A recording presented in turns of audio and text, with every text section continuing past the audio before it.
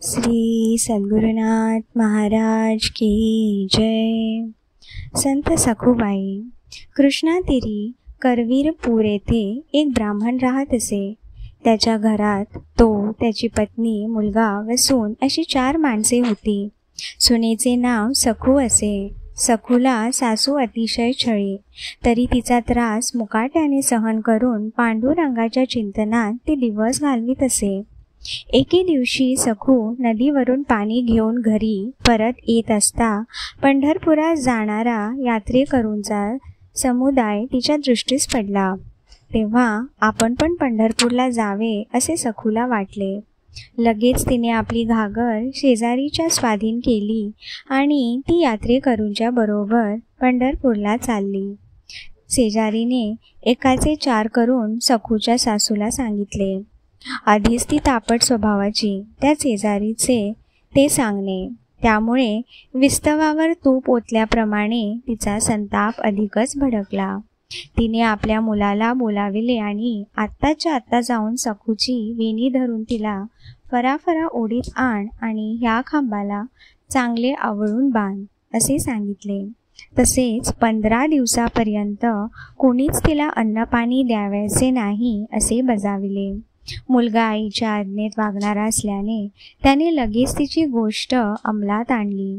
तरी बिचारी सखू या निमित्त तरी पांडुरंगाच्या ध्यानाला आपणास निवांत वेळ मिळाली म्हणून सासू व नवऱ्याचे आभार मानू लागली.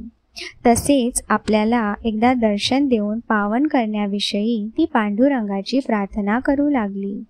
तोच तिचे देहभान नाहीसे झाले. मध्यरात्रीचे सुमारास तिच्याकडे पांडुरंग आला आणि त्याने तिला बंधनापासून सोडवून एका क्षणार्धात पंढरपूरला पाठविले आणि तिच्या जागी त्याने स्वतःला खांबाला बांधून घेतले. मुलगा आईच्या हुकुमाप्रमाणे सखूला फक्त काम करण्याकरिता सोडवी आणि काम संपले की पूर्ववत बांधून ठेवी. याप्रमाणे सखूच्या रूपात भक्तप्रिय पांडुरंग रोज आपल्या वाटणीस आलेली कामे करीत असे. तिकडे सखूने प्रथम पांडुरंगाची धूळभेट घेतली आणि ती चंद्रभागेत स्नानार्थ गेली. स्नानानंतर तिने आपल्याला यापुढे सासुरवास भोगायला देऊ नको, अखंड तुझ्या पायाजवळ ठेव अशी पांडुरंगाची प्रार्थना केली. तोच तिचा प्राण पांडुरंगात ऐक्य झाला.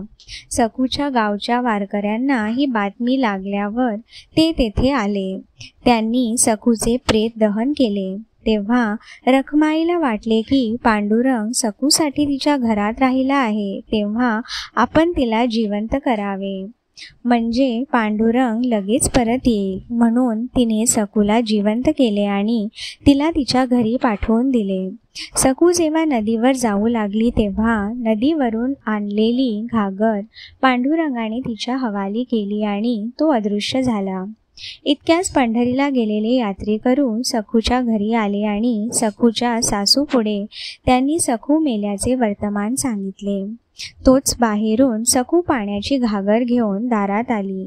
तिला पाहून सासू यात्रेकरूंना उद्देशून म्हणाली, काय तुम्ही खोटे बोलता हो? सखूला खांबाला बांधल्यापासून आत्तापर्यंत ती 1 दिवसही घरात नाही असे झाले नाही आणि म्हणे सखू पंढरीला गेली, मेली आणि आम्ही जाळली. शेजारींना उद्देशून ती म्हणाली, काय बाई लोक तरी एक असेल तर दुसरेच उठवतात. इतक्यात सखूने घडलेली सर्व हकीकत सासूला सांगितली. तेव्हा सर्वांना आश्चर्य वाटले. त्या दिवसापासून मात्र सखूचा सासरा, सासू व नवरा सर्वच पांडुरंगाच्या भजनी लागले. त्यामुळे सखूचा त्रास कायमचाच नाहीसा झाला.